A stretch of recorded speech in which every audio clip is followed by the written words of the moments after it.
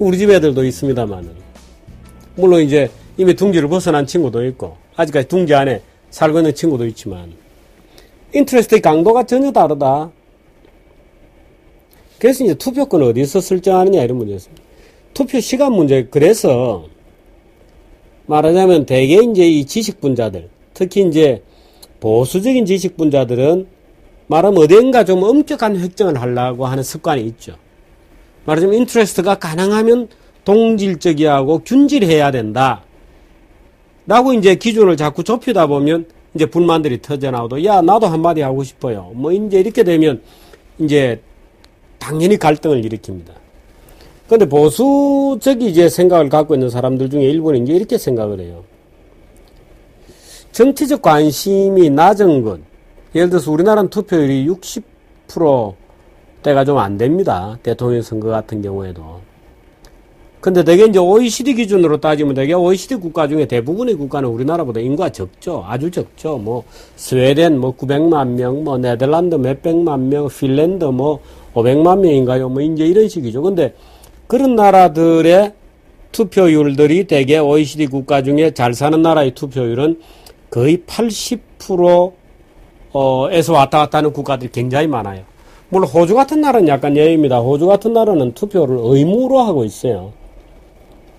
물론 저는 투표를 의무로 하자는데 아주 반대합니다. 미쳤나. 투표할 수 있는 자유, 정치적 자유의 가장 본질적인 자유는 투표 자체도 거부할 수 있는 자유죠. 야, 싫어. 너희들끼리 마음대로 해봐. 나 정치에 관심 없어, 임마. 라고 얘기할 수 있는 권리가 정치적 자유의 가장 기본이죠. 내가 끌려 들어가서 둘 A냐 B냐 둘 중에 하나를 선택해서 내가 왜 의무적으로 찍어야 돼? 난 너희들 둘 다 보기 싫은 거야. 나는 너 이번에 출마자 열 몇 명 너희들 다 보기 싫은 거야. 라고 얘기할 수 있고 투표 자체를 거부할 수 있는 자유. 그 자유의 가장 기본이죠. 정치적 자유의 가장 기본은. 그래서 호주처럼 무슨 호주야 원래 깡패들로 만든 사회고 인구도 몇 명 안 되고 그러니까 이제 투표는 의무적으로 좀 하자 해서 하고 있습니다만은 사실은 모르겠어요. 인센티브를 주자 투표를 장려하기 위해서. 그렇게 되면 아마 정치에 적절한 어떤 긴장도와 활기, 정치는 예를 들어서 너무 이 관심도가 낮아져도 곤란하고 너무 높아져도 너무 뜨거워져도 곤란해요. 그건 마치 표현이 맞을지 모르겠으나 우리들 사랑하고도 비슷하지요. 너무 뜨거워지면 너무 사회가 불안해지고 격렬해지고 충돌이 되고 예를 들어 대통령 선거 앞두고 친구들끼리 싸우고 멱살 잡고 이게 참 웃기는 거잖아요. 나는 문재인이다 무슨 소리냐 안철수다 무슨 소리냐 박근혜다 하고 친구들 사이에 싸움박질하고 멱살을 잡는다면 참 한심한 일이잖아요. 그래서 사실은 너무 뜨거워도 문제고 너무 그 열기가 낮아도 사실은 썩 좋지는 않죠. 그 썩 좋지 않은 것은 너무 낮다는 것은 그 사회가 무언가 정치가 잘못 돌아간다는 반증. 둘째, 역시 이제 사회적 약자들이죠. 사회적 약자나 또는 소외자들 또는 소위 이제 정치를 통해서 나의 정치적 의견이 관철이 안 된다는 경험을 몇 번 하고 나면 그냥 정치를 일탈해버리죠. 너희들끼리 해. 예를 들어서 뭐 노숙자가 투표하러 가겠습니까? 아침 눈 뜨니까 해가 뜨고 이슬을 맞고 자고 흠뻑 젖어서 녹초가 돼 있는데 뭐 노숙자가 이제 이런 사람들에게 정치적 관심도가 낮은 것은 사회 병리적 현상을 반증하는 겁니다. 그래서 정치란 것은 뜨거워도 문제, 너무 식어도 문제죠. 말하자면 적절한 온도가 유지되면서 활기 있게 재생산되는 것을 정치적 어떤 열기의 적정 온도라고 생각할 수 있는 투표율은 어느 정도일까? 50% 밑으로 떨어진다. 는 것은 글쎄요, 우리가 일반적인 기준으로 봐도 국민의 절반 이상이 투표를 안 한다? 이건 아무래도 병적인 것 같아요. 90% 이상 투표한다. 이것도 좀 병적으로 보이죠. 예를 들어 공산주의 국가에서의 투표율은 대부분이 90% 이상입니다. 왜 안 나가면 너 왜 안 나왔냐고 물어보거든요. 당 간부들이. 그러니까 설사 이상한 표를, 무효표를 만들어서 집어넣더라도 가서 도장 찍고 열심히 김정일이, 김일성이 찍는 것처럼 흉내내 해야 되는 거예요.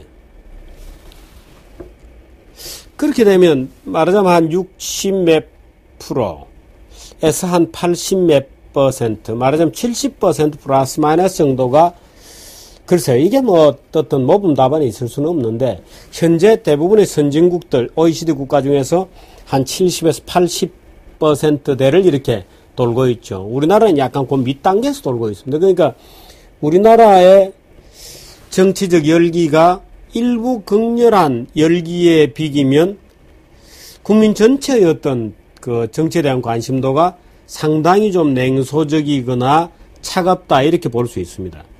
그래서 국민 전체의 어떤 정상적인 어떤 그 열기, 뜨거운 사람은 너무 뜨겁고 차가운 사람은 너무 차갑고 이런 게 아니고 전체적으로 골고루 적당한 정치에 대한 적당한 관심 또는 합리적 무관심, 이제 이런 것이죠.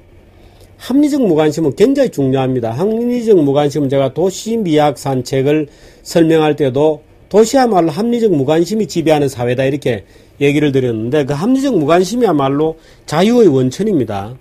예를 들어서 내가 오늘 저녁에 뭐를 먹고 있는지, 내가 지금 무슨 생각을 하고 있는지 이웃 사람이 계속 물어보고 친구나 가족이라는 핑계로 계속해서 내 사생활에 개입한다, 이러면 그거 싫은 거거든요. 말하자면 농촌처럼 모든 것이 공개되고 공동체 위주의 그런 사회가 되어 있을 경우에는 합리적 무관심이 성립이 안 됩니다.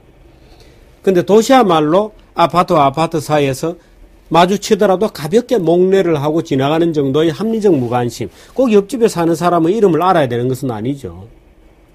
근데 농촌에 가면 옆집에 누가 와서 이사를 하는지 서로 수인사를 하고 이름이 뭔지 전직이 뭔지 뭘 하던 사람인지 알아야 속이 시원하죠. 근데 도시는 그런 데가 아닙니다. 합리적 무관심이 지배하는 것이죠.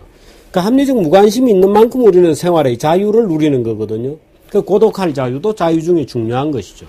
그런 것처럼 정치도 합리적으로 무관심할 이유는 있죠. 충분히 합리적 무관심이라는 게 오히려 정치를 건전하게 한다는 것을 입증할 수 있는 논리는 충분히 그 근거를 댈 수 있습니다.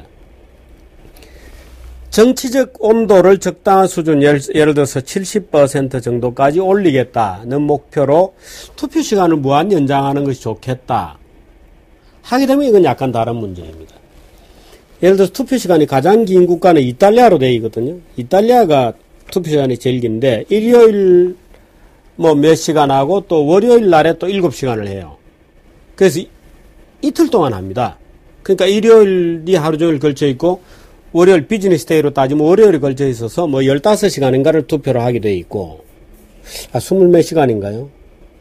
그 다음에 이 우리나라보다 투표 시간이 긴 나라들이 그리스, 일본 13시간. 근데 그리스하고 일본 투표율이 낮은 나라에 속해요. 그 다음 네덜란드 14시간, 영국 15시간, 이탈리아는 23시간이군요. 그리스, 일본, 영국, 이탈리아는 우리나라보다는 투표율이 높지만 대개 OECD 평균보다 오히려 굉장히 떨어지는 나라들인데 투표 시간은 길어요. 근데 투표율이 높은 나라, 예를 들어서 뭐 뉴질랜드, 호주, 스페인, 핀란드 이런 나라들은 우리나라보다 투표 시간이 짧습니다. 역설적이죠. 투표 시간이 짧은 나라들이 오히려 투표율이 높고 투표 시간이 긴 나라들이 오히려 투표율이 낮아요.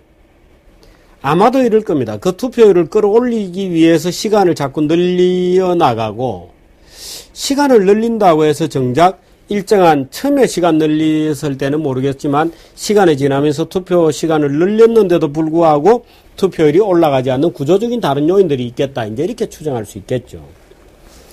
근데 우리나라보다 투표 시간이 긴 나라들의 대부분은 공휴일 날 투표를 합니다. 뭐 짧은 나라들도 OECD 국가는 대부분이 공휴일에 투표를 해요.